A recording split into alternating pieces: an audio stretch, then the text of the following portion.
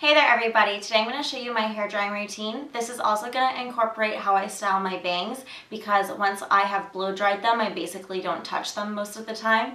I really like the way that they turn out when I use a round brush. Usually if I flat iron them or anything, I end up hating them afterwards, so I just end up re-wetting my bangs and doing it with the blow dryer gun. So this is basically my go-to way of styling my bangs, and then I thought I would just continue showing you how I blow dry the rest of my hair.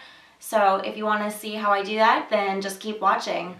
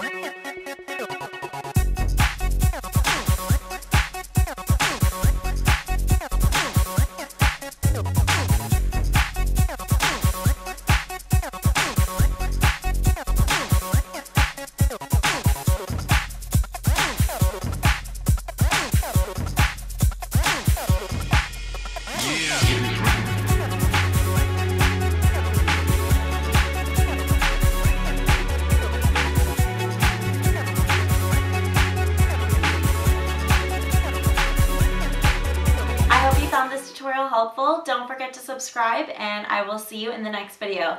Thanks for watching. Bye everyone.